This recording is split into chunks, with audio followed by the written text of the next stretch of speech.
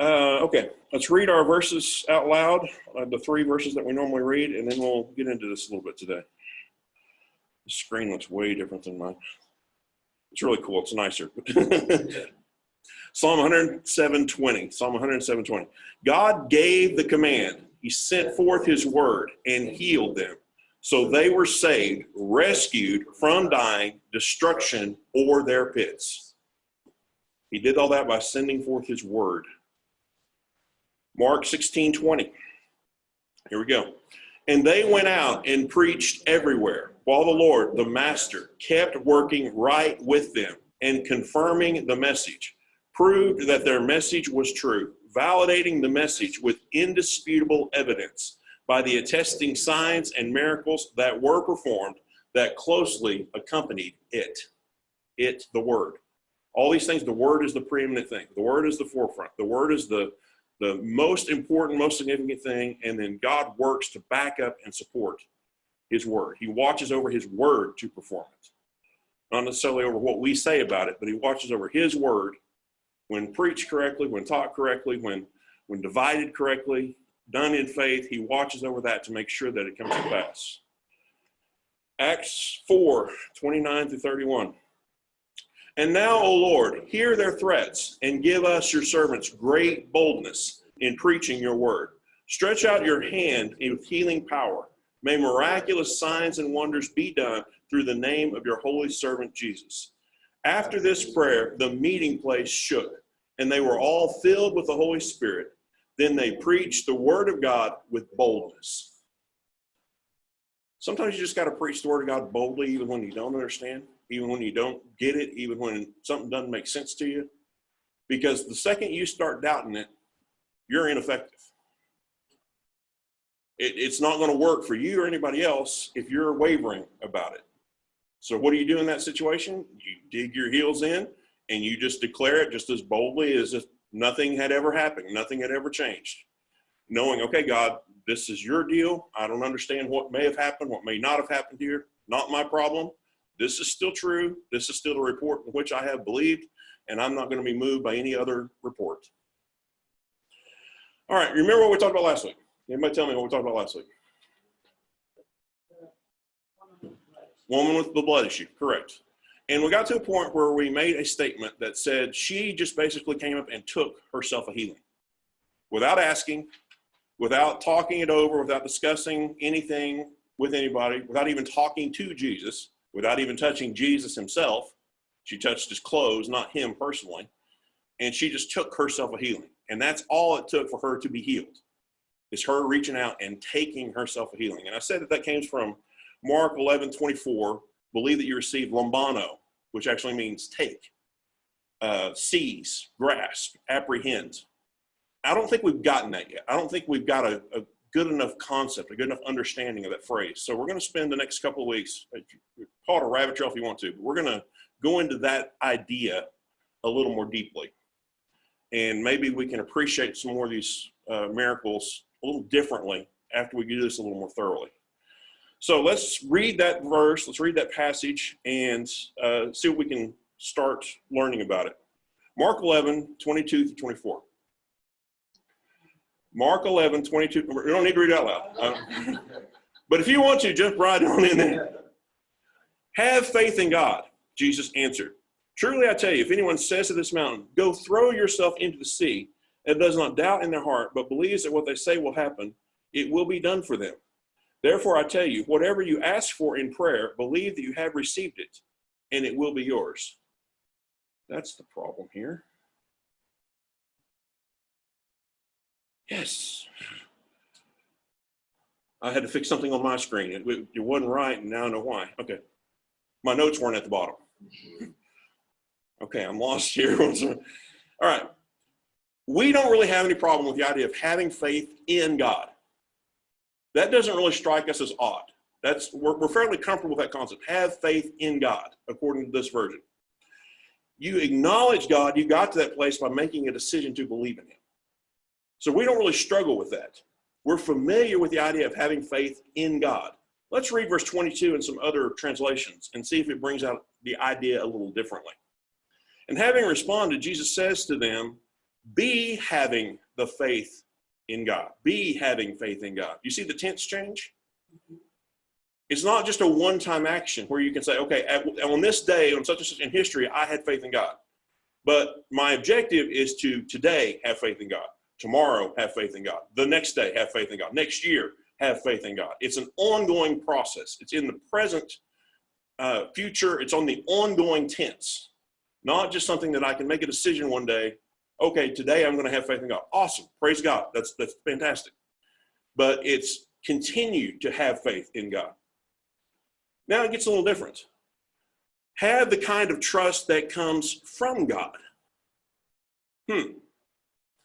So before it was have faith in God, then it became a present tense thing. Now it's have the kind of trust that comes from God. You see the direction change now. It's not our opinion of him, it's something from God flowing through us. The last one on this page. Jesus answered, said to them, have the faith of God. Is that a little different than have faith in God? Does it change your mindset just a little bit? And some of us freak out. There's no way I could have the faith of God. Jesus says you can. So it's not just something that we get to work ourselves up to. The faith system that we operate in originated from God. The fact that we have faith in God means we've already implemented the system to a certain degree. But the ongoing journey, the ongoing progress of our faith means we've got to develop faith like God has it and use faith like God uses it. Let's read 3 more of these versions of this. Let the faith of God be in you. Let the faith of God be in you. Who originated this faith? Where did it come from? Is it your faith or is it God's faith? You're using it, so you're involved. I'm not saying that you're not involved, but it's God's faith that he is allowing you to put into action. Jesus answering said to them, have God's faith. And then the message like this. This is interesting. Jesus was, matter of fact, embrace this God life. Really embrace it, and nothing will be too much for you. How do you go about embracing this God life? Have the faith of God. Operate the same way he operated. Do what he did. Does that change your mind a little bit? Not just, oh yeah, I believe in God. It's utilize God's faith the way he utilized it to get the same results that he got from his faith. To what degree does God trust in himself? Is there any doubt in his mind that he's able to do what he said he would do? None whatsoever. So if we are operating in God's faith, we're using the faith of God, should there be any doubt in our minds that what we're saying, as long as it agrees with what he said, is going to happen, is going to come to pass? Does it make a difference to think about having God's faith inside us that is available to us, as opposed to us generating it from our own strength, from our own ability, from our own? Does it change your mind a little bit that God's faith is flowing through me and I'm using his faith, I'm tapping into his faith, rather than me try to create it, me try to produce it? Should it make a difference in our results? I'm hoping that it does. I'm hoping that it will. I'm hoping that we see that it's the way we have faith. Right. But it's not even our faith. It's his faith that we're learning how to work with, that we're learning how to collect, gather, distribute, if you will. We're learning how to direct and allow to be directed God's faith in us that goes to the outside. Jesus told us to have this kind of faith. He wouldn't have told us if it were not possible to do it. What is the biggest difference between God's faith and our faith? God's faith always gets results. Can your faith get to the point where it always gets results? Absolutely can. Mine's not there yet. I've still got some work to do. But I at least know the target. I at least know the goal of getting to the place where my faith, when utilized correctly, when done and according to the way that God mapped it out and displayed it and demonstrated it, put it into motion, when I do those things, then I can get the same results that he always got. God used his faith to create everything. If we can access that kind of faith, we too can create whatever we want in our lives. Think about that for a minute. If it's in his will. If it's in his will. I'm not disputing that you can just go on a whim and say whatever. All this is in accordance with his will. It will be in his will if it is his faith. That's exactly right. And his faith that we have to understand in order to do that, it's a supernatural beings. We're talking about a supernatural kind of faith. We're not talking about what we see, what we hear, Correct. taste, or feel. Absolutely. So that helps us to understand where this faith comes from. Right. And so now we're starting to understand Jesus' words in Matthew about how he is the great one. Correct. Yeah, that's good. Yeah. All it requires is just a shift. And I'm hoping that today and next week that we can discover this shift just a little bit and get our faith directed correctly with the desired goal of making it more effective, because we realize it's not from us. It's not just something that I'm creating on the spot. What I'm doing is yielding to God's faith and letting it flow through me and expecting the same results that he got from his faith. So are we with me so far? Okay. Back to our key verse here. 11:22. Have faith in God, Jesus answered. Did you notice as we were reading those other versions, some of them said replied, responded, answering. It sounds like Jesus is answering a question.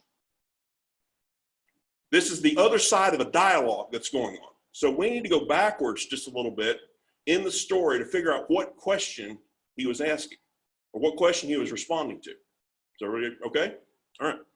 So back up 2 verses. Mark 11:20-21. In the morning as they went along, they saw the fig tree withered from the roots. Peter remembered and said to Jesus, Rabbi, look, the fig tree you have cursed has withered. And then the next verse is, have the faith of God, or have faith in God, Jesus answered. So the question is in verse 21, if you want to call it the question. Peter remembered and said to Jesus, Rabbi, look, the fig tree you cursed has withered. Is that a question? So why would the next verse say Jesus replied, Jesus responded, Jesus answered? There really is a question here that's not stated. Look, Jesus, we just saw you do this. And the implied question is, how did you do that? And can we do that? So Jesus is answering the question, how did you do that? Can we do that? By saying, have the faith of God. Have the God kind of faith. Use the God kind of faith. Let's go back a few more verses and get the rest of the story. And then we'll put all these pieces together. Verses 12-14. Mark 11:12-14. The next day, as they were leaving Bethany, Jesus was hungry. Seeing in the distance a fig tree in leaf, he went to find out if it had any fruit. When he reached it, he found nothing but leaves, because it was not the season for figs. Then he said to the tree, may no one ever eat fruit from you again. And his disciples heard him say it. Now, wouldn't God know if there was fruit on that tree or not without having to look? But remember, Jesus was not operating as God. He laid aside all his God power. He's operating fully as a man who, in this case, did not have a word of knowledge or a word of wisdom or something about the condition of that fig tree. So he had to go look. He had to go check the tree to make sure that if there was fruit or not. I've always felt sorry for that fig tree. Me too. As I read this, I thought, well, that poor old fig tree, it's just standing there minding its own business, and suddenly it gets cursed and never has fruit again. There's a deeper significance to that fig tree being cursed than just Jesus was having a bad day and he wanted to demonstrate his authority here. Let's read this from the Amplified. Verse 13 from the Amplified. And seeing in the distance a fig tree covered with leaves, he went to see if he could find any fruit on it. For in the fig tree, the fruit appears at the same time as the leaves. For in the fig tree, the fruit appears at the same time as the leaves. So what does this mean? The fact that it had leaves means it should have had fruit at the same time. It did not. It was a lying fig tree. Supposed to have fruit. Everything on the outside looked like it was going to have fruit and did not. How many of our lives does that reflect? You got it all right on the outside. It looks like there's supposed to be fruit. It looks like there's supposed to be something of substance going on there. And you get up to it and there's nothing. It's all a show.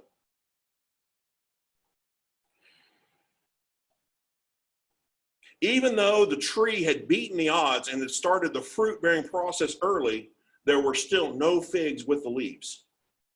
The tree that appeared to have fruit actually had none. Now we can talk about the symbolism of the fig tree. Traditionally, the fig tree represented Israel. Jesus had just made his triumphal entry into Jerusalem. The people thought that their long-awaited king had finally come to free Israel from their Roman occupation. This is supposed to be the harvesting, flourishing, and blooming time for Israel now that their king, now that their deliverer has arrived on the scene. Right after this, Jesus cleanses the temple and curses the tree. Israel should have fruit at this time, but actually had none. Do you see that? All the rituals were in place, giving the appearance of fruit, even when none actually existed. But I'm not going to spend any time thinking about that right now. That's kind of a sidetrack on the story, but it was more symbolic than Jesus wanted to just prove something. He was really giving an indictment about Israel. He was really speaking about Israel. Look, you got all the stuff in place. It looks like you should have fruit, but you don't right now. And that's a problem for me because you should. At the state of development that you're at and the condition of what all's going on and what all's been revealed to you, you should have fruit and you don't. Anyway, so let's drop down a few verses, 20 through 23 NIV. In the morning, as they were walking on, they saw the fig tree withered from the roots. Peter remembered and said to Jesus, "Rabbi, look, the fig tree you cursed is withered." "Have faith in God," Jesus answered. "Truly I tell you, if anyone says to this mountain, 'Go throw yourself into the sea,' and does not doubt in his heart, but believes that what he says will happen, it will be done for them." Note that in this account, Jesus cursed the tree one day, and the disciples saw the results the next day. So Jesus cursed it, they went off and did something else, they came back by that same tree the next day and saw the tree had withered. And Matthew is slightly different on the way that he tells the story. Matthew 21, 18 through 22. Early in the morning, as Jesus was on his way back to the city, he was hungry. So he was hungry when he went to this tree that had no fruit on it. Would you be a little frustrated if you went up to something that was supposed to have food and had none? It's kind of like you waiting in the drive-thru at McDonald's to get you a hamburger or something, and right before you get it to the door, we're out of hamburgers. What? What do you mean you're out of hamburgers? This is McDonald's. You're supposed to have hamburgers. You're supposed to have them now. It's kind of the same sort of deal. He was hungry. He went into this tree that had every indication that it had fruit on it. And when he got there, it had none. Seeing a fig tree on the road, he went into it but found nothing on it except leaves. Then he said to it, "May you never bear fruit again." Immediately the tree withered. When the disciples saw this, they were amazed. "How did the fig tree wither so quickly?" they asked. Jesus replied, "Truly I tell you, if you have faith and do not doubt, not only can you do what was done to the fig tree, but you can also say to this mountain, 'Go throw yourself into the sea,' and it will be done. If you believe, you will receive whatever you ask for in prayer." Now, don't get distracted by the fact that Matthew seems to say that the whole thing happened in one day. It doesn't really matter. The point is, he cursed the tree, and the next time they went by that tree, it was dead. It was withered from the root, the scripture says. Could some time have passed in Matthew 21 between verses 19 and 20? Sure. So it's not a contradiction. It's not a problem that these things indicated differently. I just want to bring out the Matthew account because he's got some interesting things in some of these other versions. This version actually gives a question from the disciples. How did you do that? Did you see that? Let's go back. Verse 20. When the disciples saw this, they were amazed. How did the fig tree wither so quickly?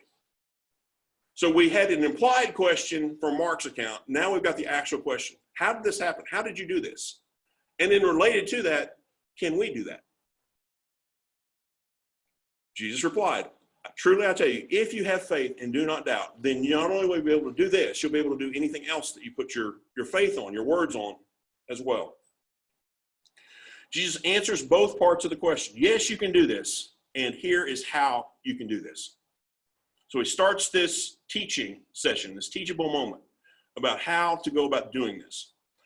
Verse 21 from the Amplified, Matthew 21:21 Amplified. Jesus replied to them, I assure you and most solemnly tell you, if you have faith, personal trust and confidence in me, and do not doubt or allow yourself to be drawn in two directions, you will not only do what was done to this fig tree, but even if you say to this mountain, be taken up and thrown to the sea, it will happen. And in this last phrase, if God wills it. Now, that's not saying you add the if it be God's will to the end of your prayer. It's saying if you're praying something that's in accordance with God's already predetermined will. Now, we've talked many times in here about faith begins where the will of God is known. So you can't even really ever start a journey of faith until you know what God's will is about that situation. Your faith will be hindered. Your faith will be weak. Your faith won't be established until you are sure that whatever it is you're praying for is God's will. It's God's will for you. It's God's will for that situation. That part needs to be settled first. Before you can ever really pray, you need to get settled about the fact, what is God's will in this thing? And then once you hear his will, that's the direction that you shoot for. That's the direction that you're aiming for. But notice what this says. This idea of faith, personal trust and confidence in me. Okay, that doesn't really tell us anything new. We kind of get that. We kind of see that. But then this next part, and do not doubt or allow yourself to be drawn in two directions. Do not doubt. Okay, that's kind of figurative, but we kind of have a grasp about that. But this gets a little more specific. Do not allow yourself to be drawn in two directions. What does that mean? I can't be in faith and say one thing and then say the other. That's not being in, that is allowing myself to be drawn in two different directions. It's going to work. It's not going to work. I'm going to get healed. I'm going to die. I can't pay my bills. God's going to pay my bills. You can't say both at the same time. You cannot go in both directions and ever claim that you're actually operating in faith. Nor should you expect that mountain to move when you are back and forth, left and right, back and forth. And we try to play both sides of the fence. We try to say the right thing, but we're really faking it because we don't really believe that. All the while, we're making alternate plans just in case it doesn't work. You see how that's two directions? And I'm not saying don't be foolish. I'm not saying that. But if you are really going to believe God, and if you're really believing that he is doing what you think he's going to do, what you have established as his will in that situation, if you're really believing that, you don't need a plan B. You shouldn't waste your time on a plan B because plan A is going to work. In a matter of time, plan A is going to work. You cannot look away from Jesus and what he did or said about your situation and stay in faith. You have to keep focused on what he did and what he said. Otherwise, you're going in the second direction. The CEV of this verse. But Jesus said to them, if you have faith and don't doubt, I promise that you can do what I did to this tree, and you'll be able to do even more. You can tell this mountain to get up, jump into the sea, and it will.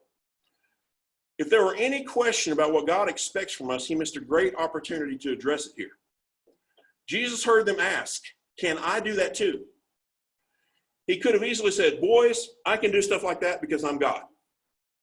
Don't you even think about trying this at home because you're going to get yourself in trouble. And that should have been the time when he addressed it. They're asking, how did you do that? Can we do it? If it weren't for them to do, he should have said something here. He should have given himself a caveat. He should have given himself an exemption. He should have said something else that makes me wonder, okay, well, maybe it is, maybe it isn't. He didn't say that. What did he say? If you believe and don't doubt, then you say to the thing, move, get out of the way, and it will obey you. Does that apply to you? If you meet the conditions of not going to the left or to the right, yes. Does it apply today? Yes. Or he should have said, this ends effective when I die. This ends effective 1902, whatever. He should have put something else in this statement if it weren't carte blanche from our perspective. As long as you meet the conditions of I'm not going to the left, I'm not going to the right, I'm going to believe what I say is going to come to pass, and I'm not deviating from that, then it will. You should have added something else to it if that were not the case.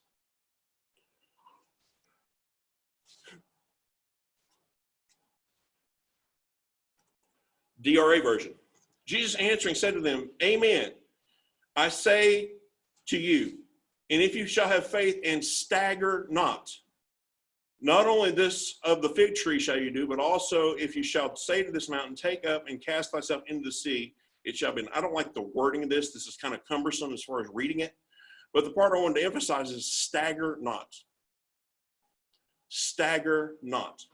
What does it mean to stagger? Are you walking smoothly when you stagger? Are you walking in the same direction when you stagger?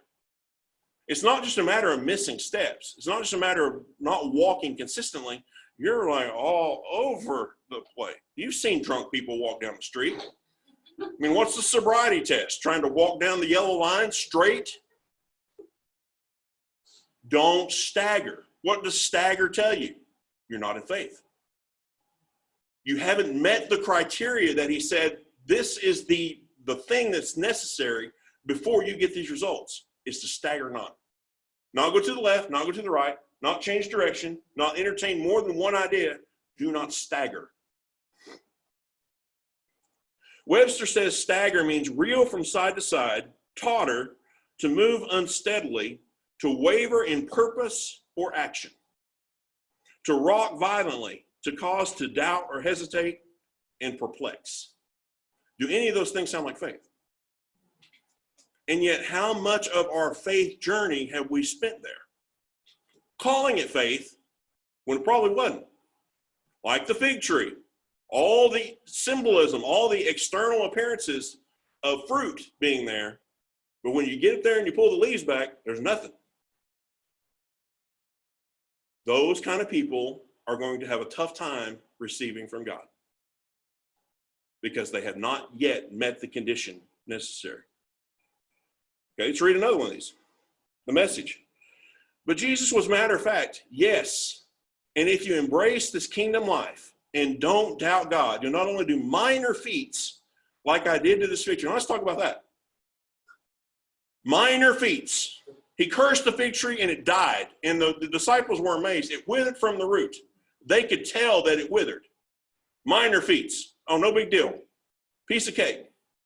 Would that be a minor feat to us? Or would we want center stage and tell everybody about our amazing accomplishments and our amazing degree of faith because that fig tree died? It's another problem. It's another reason that we don't walk in that sort of power, is because we can't handle it. We want the credit for it instead of just realizing, hey, this is supposed to be the basic level of Christianity, nothing extraordinary. And it's so rare to us that we think, oh, well, that's just amazing. Minor feats. But also triumph over the huge obstacles. I'm glad he didn't limit it to the minor feats. I think back to the verse that says, he casts out devils by the finger of God. So I like to show it like when he's dealing with demons, he's just flipping his little pinky. That's all he's got to do to cast out devils. And we think, oh, I had a devil cast out. Ooh, that's awesome. It should be this. That should be our attitude when we're dealing with the demonic. Not, oh my, wow, ooh, look at you. This. Amen. Having your faith, having active faith, is embracing this kingdom life. Notice how he started this. What's he describing here? This life of faith, this active faith, this process, this intentional faith. That is how you embrace this kingdom life. Every week before we leave, we say, live life to the full. How do you do that? What does that look like? This is part of that. To get your faith to the place where it's active so that you can embrace the full kingdom life that we have been given. And the result is not only minor things like this, but huge obstacles being removed from your path, being taken out of your way. Now, before I go too far into this, I don't want to spend a lot of time on it, but think about this. How do mountains jump into the sea? We have this image when we read this of the mountain just picking itself up and suddenly landing in the sea. Could that happen? Yes. Is that going to be the way that happens most of the time? What will happen? You drive by the mountain one week and you see a size. You drive by it a few months later and maybe it has rained. Maybe there's some wind and it's a little smaller. You drive by it a few months later, still more erosion, more thing. What's happening? The mountain is gradually moving into the sea. But we want it to be sudden. We want it to be spectacular. So we often give up on the process when it doesn't do it immediately. It's still moving. It's still going to end up in the sea. We just don't want to wait that long. So we abort our faith project halfway through it by saying, oh, this doesn't work. Fooey with that. That thing's still there. Yeah, it may still be there, but I guarantee you it's smaller. It's impacting you less. It's stopping you less than it was when you first started talking to it. Give it time. Most likely you didn't get in that mess overnight. It took some time to get yourself in that situation.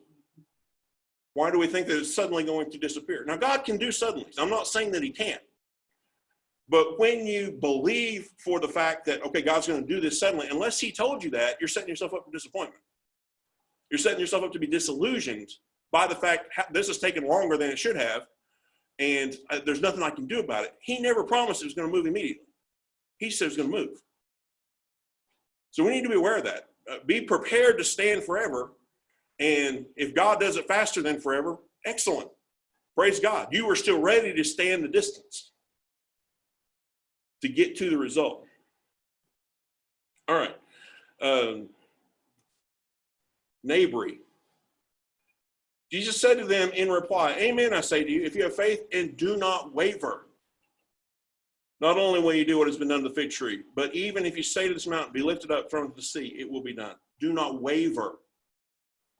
You hear all these words are this left and right thing. This, I'm not staying focused. I'm not walking the straight line.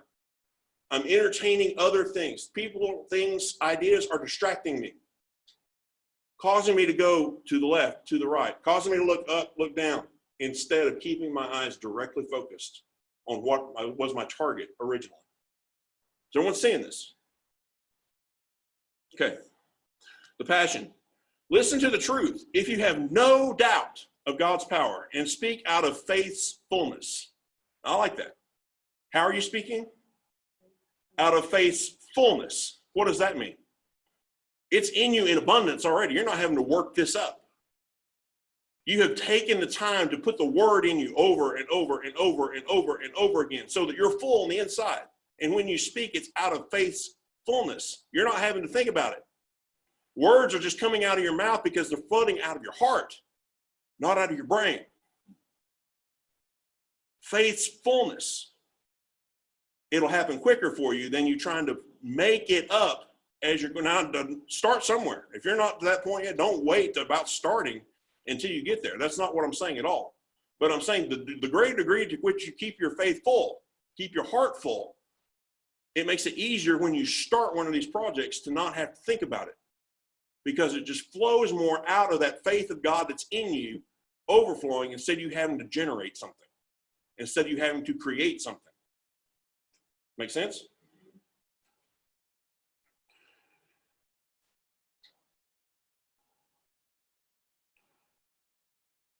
Okay, back to our key text, Mark 11:23. Mark 11:23. You getting some of this? Okay. The Message. Jesus was, matter of fact, embrace this God life. Really embrace it, and nothing will be too much for you. Think about that. Embrace this God life. Really embrace it. Not just try it. Not just do an experiment. Not just do a little test. Embrace this God life. Stephen Curtis Chapman is one of my favorite Christian artists, and several years ago he wrote a song, and there's a line in the song that said, the disciples followed Jesus with reckless abandon. Reckless abandon. Have we ever recklessly abandoned to our faith projects? Or do we always try to have a backup plan? Or are we always saying, well, what if this doesn't work? What's my next step? What's my next plan? What's going to happen if? If is the badge of doubt. You're not in faith if you're talking about if. I wonder if this is going to work. I wonder if they're going to be healed. I wonder if I'm going to feel better. I wonder if that bill's going to get paid. None of that's faith. None of that's faith language. Faith doesn't have any doubt and any ifs about it.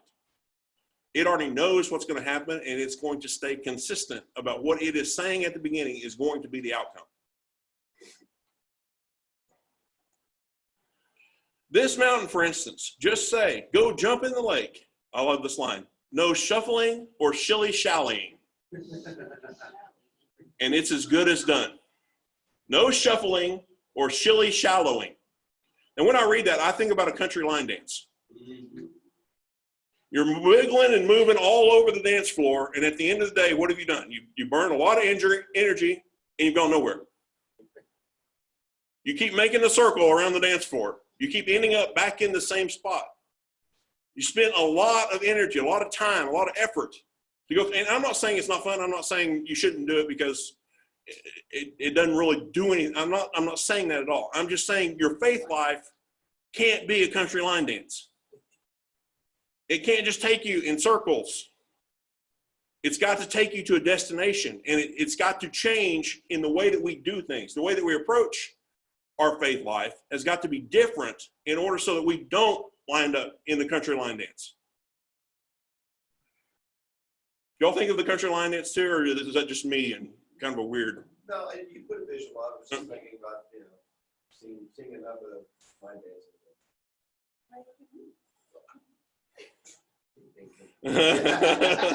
Moving right along. Can you honestly look at your life and say, okay, I have never had a faith project like that? I can't say that. I can't say that I've always been very focused and always very direct and always nowhere to the left or to the right. It's never been projects where I've been all over the place. Did those go very well? No. Did they take a while? Project, do you mean incidents? A faith thing that you're believing for. I had it with my dad. I absolutely did. You had doubt? No, I had. Yeah. Okay, that was a successful, good faith project. No staggering. I Correct. completely believe the promise of God. After he spoke to you. After he spoke to me, yes. Prior to that, maybe not so much. No, I was completely confused and Right. scared. And, Okay, that's the thing I'm talking about. So many of our faith projects are before you got the solid word on that. And we're like over here, and we're like over here, and some days we're up here, and some. Are those successful faith projects? I'm not saying they won't work. I'm saying it's going to take you longer, and you're going to get more frustrated with those if it works than if you know what you're doing and you do it intentionally and on purpose. Like your dad, it changed the moment you got a clear word about what God was going to do about it. Faith begins where the will of God is known. So before that, we weren't even really in faith, and it's like all up to us, all up to this stuff that I can generate, and you're like, this is worthless, this is pointless. I can't generate faith to do this. I can't create the solution to this. There's nothing I can do about it except believe, except keep speaking, except keep doing the things that are correct on the actual faith journey. And we feel that frustration sometimes because we hadn't got it settled yet. And we're to the left and to the right, and we're shilly-shallying and shuffling around because we hadn't got it clear yet. Well, maybe God will do this, and I hope God will do this, and it would be nice if God did this, but we're not settled. So no wonder there's so many train wrecks. And then people get a bad taste in their mouth about future faith projects because, oh, I tried that before and that didn't work. No, it tried you and you lost. You didn't know enough. You weren't aware, you weren't obedient enough to do the process correctly and get to the result.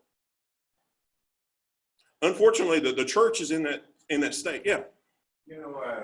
This is very relative to what I've been going through with my little brother. I mean, I was real close to getting him to come to church today, and the thing that we've been talking about over the weekend was choices. He spent the night with me. My brother comes from the same path as I do, homelessness, drug abuse, and alcohol abuse and things of this nature. And anyways, his choices, right? And he knows God's calling him, right? He knows that he can do more and abundant things. And so, but now the thing that he's choosing to tie to is this lady, and he's choosing to be with her because she gets $2,000 a month, but she's as homeless as he is on the same street that he is because Right. of her choices. Right. And so instead of choosing to get linked up with the body of Christ, Right. he's choosing to be with her, saying, oh, well, she's wanting to go to church too, so they're going to call this other church that they've been involved with, but they're not going anywhere with it because they're still stuck in their choices. And I was trying to explain to him, I said, there's nothing wrong with her. Right. It's the choice that you're making. Right. And so, the thing about all that is I could be lost in my faith with saying that he's still choosing to go with her because he's not here, right? Wrong. I seen it in his faith, and in his face, and in his demeanor, that he had to face that what he is doing. Right. He's making a solemn choice to do it. Right. So my faith is in God, that the Holy Spirit, regardless of whatever it is that he's doing, regardless of whatever that I do, God is working in him by his Spirit, calling him out of the muck, Yes. so that he can link up with God Right. and live a free, successful life. And bring him to the point where he has light and he has clarity about, okay, this is the choice that I'm making. Here's this outcome. Here's this outcome. And I'm getting to make the choice for ourselves. God will support our right to choose. It's the devil that refuses to give us the right to choose. He wants to dictate and dominate and put his thumb down on us and motivate, that's really not the right word, and force us to make certain decisions. He really can't force us to do it. We're still yielding to him. But God will make sure that we have the right to choose. I mean, the whole free will of man is a huge concept. And we can't pray about somebody's free will. We can't say, okay, God, make them choose.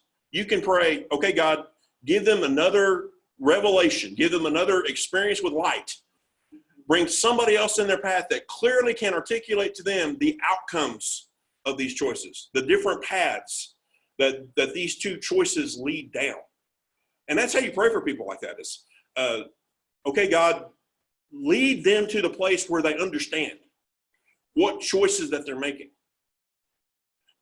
And then if they make the wrong choice, then you keep praying. Okay, God, bring them back to that point where they make a choice again.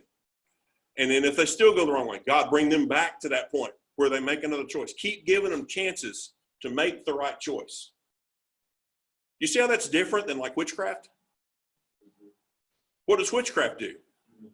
It manipulates. It's a stronger than just presenting you with the opportunity. It's forcing you into a certain situation, trying to remove your choices. The life that God wants to live. Let's talk about prosperity for just a second. What is biblical prosperity? You have enough money to pay for everything that you need to do and always money to give extra to whatever is going on around. That's biblical prosperity. That's what that means. What does prosperity give you? Options. If you don't have enough money, what are you doing? You're forced to make certain decisions. Or I'm going to put this on the credit card. You know that's not a financial decision. You know that's not wisdom because you're going to pay interest. You're delaying the inevitable. But you don't feel like you have any choice because you're not in the place of fullness yet where you do have options. Does that make sense? Yes. So God wants to take us to the place where not only do we get to the place of making a choice, but we're clear and we're unforced and we're totally free to choose whichever way we want to go. But once we choose, stick on that road. Not keep looking back over our shoulder. Oh, crud, what did I miss? What did I possibly eliminate myself from? Remember what happened to Lot's wife when she did that? Kept looking back. That had more power than what was going forward. And it cost her. She became a pillar of salt. She was no more at that point because she kept looking back. Well, what if I'd have made this other choice? You can't go back and fix that. But God can take you to a place where you have another choice, another opportunity, another chance to make the right decision. And then he's merciful. He can fix all the mess that you created between here and there. If you just ask him to do it, believe that he will do it. Some of you are testimonies of that in this room, about how you can make a lifestyle of bad choices, and then all of a sudden God in his mercy shows up and you're free of all. He preserves you long enough, and somebody's probably praying, he preserves you to the point where you get another chance. And okay, I blew this one. And then he preserves you still longer, so he gives you another chance. That was like in Leviticus. He was, in Leviticus, he was talking about being obedient and being disobedient. And in the disobedient part, it goes through the stages of disobedience, but it's chance after chance after chance after chance. And there's level of consequences as you, Right. you stay in disobedience. Right. And Because you got more history. yeah, and and it's not God doing it. It's just, he's just removing himself further and further from your disobedience. It's like, I can't, I'm backing away from you. I can't have my hands on this. Yeah. I can't, you're not giving me anything I can bless or anything I can touch. So you're telling me, take my hands off. The thing is, though, even if 100 million chances have gone by, and that 101 millionth chance, you like, okay, God, what happens? He's like, Right. He's right there. he's right there. When you repent and you ask forgiveness and then you ask for help, he's going to do it. The consequences still, natural consequences still may come. There may be some, and he can even help with those. I've heard, y'all probably seen testimonies of those things too, where he'll limit or minimize or even sometimes eliminate the natural consequences. There's some pastors on staff that used to be here that were in jail for shooting cops and were suddenly released from that jail sentence. They deserved to be there. That was justice, but God showed them mercy. And they used him. And yeah. So he can do whatever he needs to do with our mess when we give it to him. Our big problem is we don't trust him to fix it, or we think we've gone too far already. And we get in a situation where, okay, now I've been making these decisions all my life, and we don't really realize, okay, now look where that led me. But we think, okay, I'm going to continue to make these decisions. So, okay, God, let's just fix this, and then I'm going to continue to live my life my way. Well, what have you done? You've made him Savior and not Lord.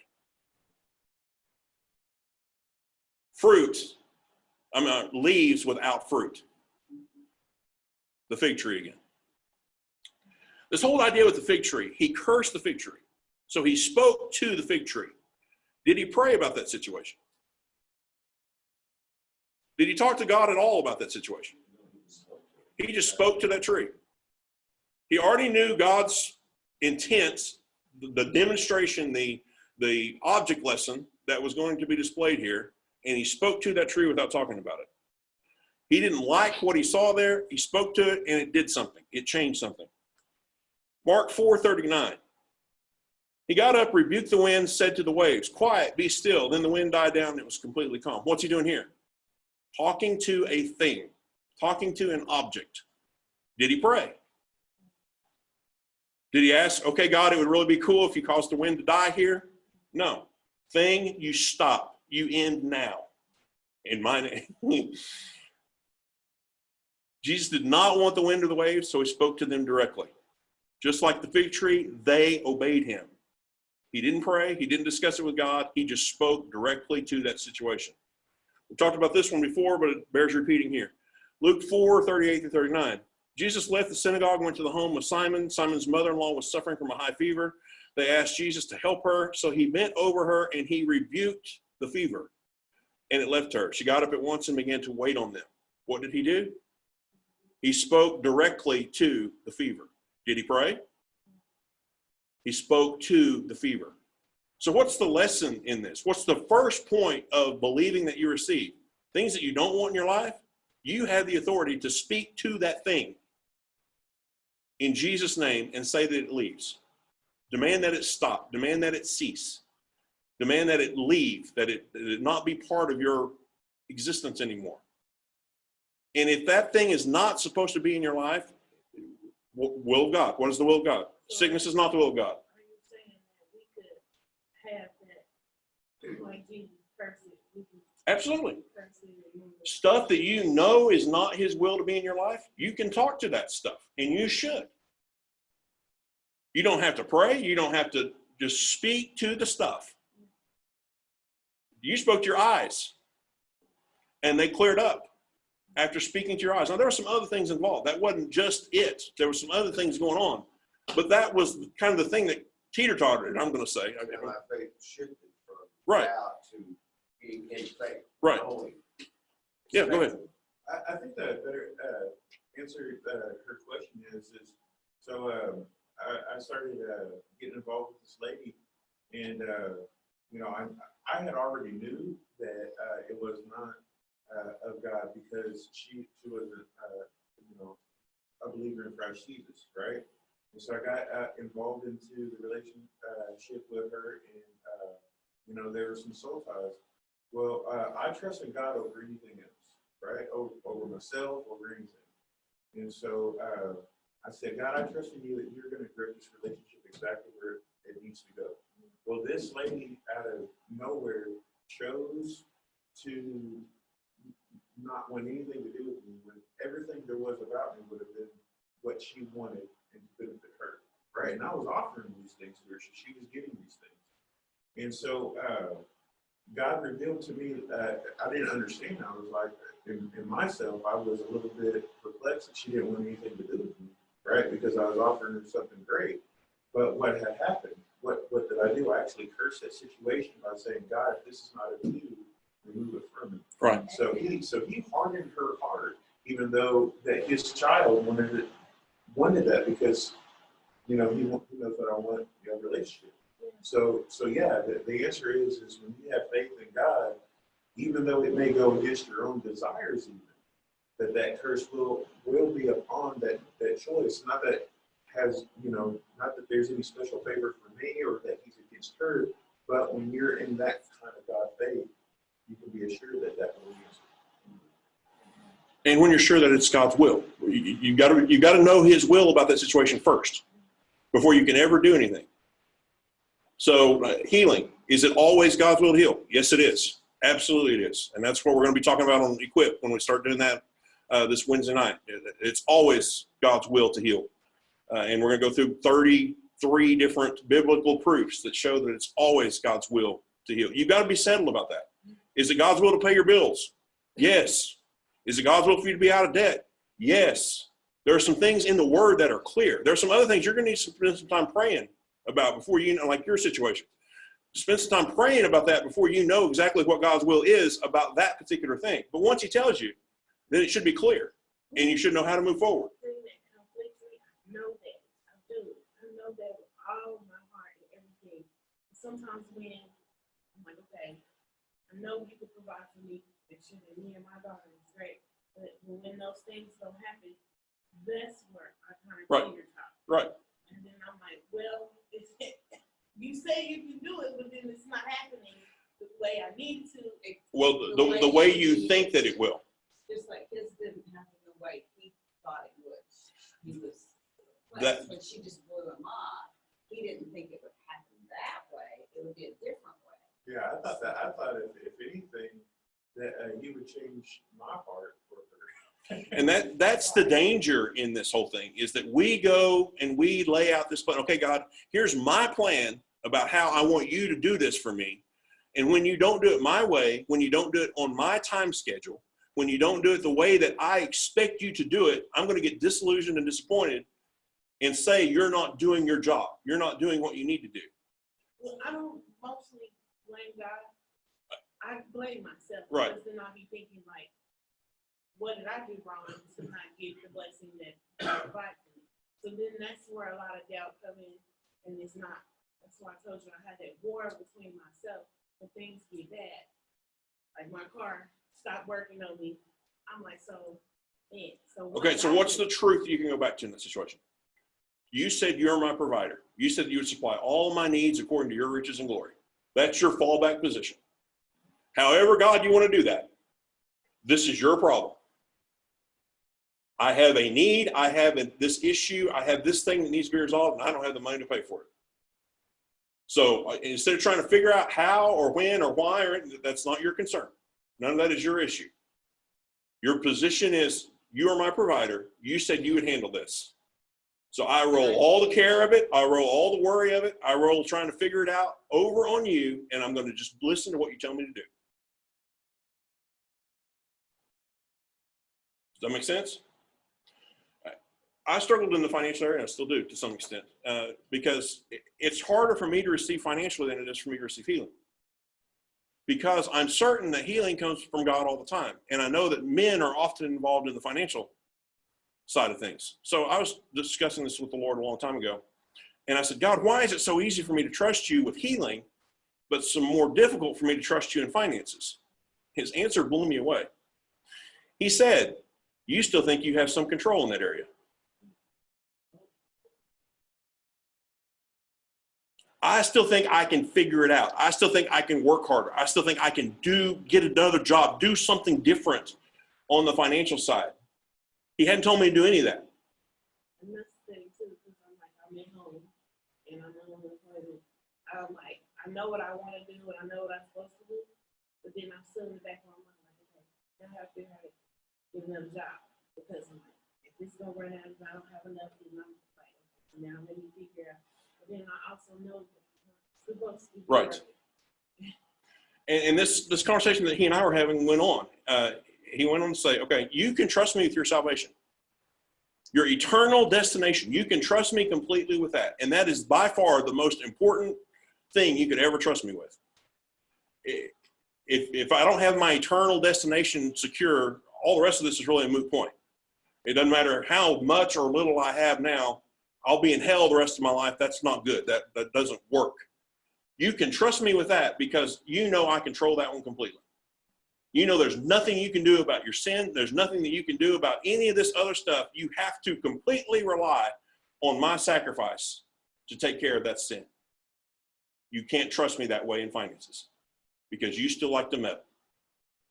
You still like to put your hands on the thing. Now, that's not saying you're lazy. That's not saying you don't do anything. That's saying you only concern yourself with doing what he's told you to do. I'm still, I am. I'm scared. Let me tell you one more story, and then we're going to pray for you again. Last Sunday, it was actually last Friday, I got bit by something, I guess in bed, I don't know. I started feeling on Saturday a pain in the back of my calf, my right calf. The skin was really tight, like almost a really bad sunburn. Sometimes you know how your skin gets really tight and you can't really move it.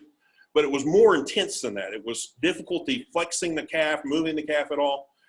Saturday was just kind of a little bit of a discomfort. Sunday morning I woke up and I could barely move. I didn't know if I was going to be able to get out of bed. It felt like my whole leg was locked up. And every step I took, every time I started flexing it, it was pins and needles. It hurt. I'm like, oh, Jesus, what's going on here? So what did I end up having? I had to start talking to that thing. Whatever this is, in the name of Jesus, you be gone. Swelling, inflammation, blood flow, you go back to normal. Elasticity, you go back. I had to start talking to it. All day Sunday, I started talking to it. Monday, I kept talking to it. When I got here Sunday, there wasn't any real issue. I didn't really notice it until I got home. And then it was a lot less than it was. But it took until like Wednesday before the thing was finally gone. And the color came back to normal in my leg. But how did I get there? Kept on asking. I kept on, not asking, speaking. I'm not asking God to heal it. I'm saying, no, this is not right. This is the temple of the Holy Ghost. You have no right to be in here. Whatever you are, you leave my body now. Over and over and over and over again. That's the only thing I confessed. I'm not going to come in and I'm not going to worry you about it. I'm not saying I'm not going to have you pray for me sometime, but I didn't need to do that. I didn't need for you guys to even know that something was going on until after I was already through it. Keep on asking. And it's not really asking, it's more speaking. I'm not asking God to do anything. I'm enforcing what he's already done. The implication on asking is you spoke out of the abundance of the knowledge. Correct. Your will for God. Correct. So you speak to a situation. And so in your spirit, you were still asking God for the manifestation of that. Okay, that's true. That's true. So you You're- were asking, so you were still in asking. That's true. That's good. That's a good point. But I came through it, no issue, no problem whatsoever, because I knew what to do and I did it. And I wasn't going to let anything motivate me. Now, did it hurt like the Dickens for the first? Yeah, even though I'm talking to it, it still hurt. What comes out of my mouth then? Oh crap, this isn't working. Oh, I don't know what I'm going to do now. No, I thank you, Lord, that I am healed, that that leg is whole, that that leg is fixed, that that leg functions normally. It doesn't matter how bad it hurts. I'm going to keep saying what I know to be true, and eventually my report is going to end up agreeing with what actually happens. And that's what I did. And I'm not trying to put me up on a pedestal. I'm just saying it works when you work it. When you do what you're supposed to do, it works. God will back you up. He will confirm that word to you.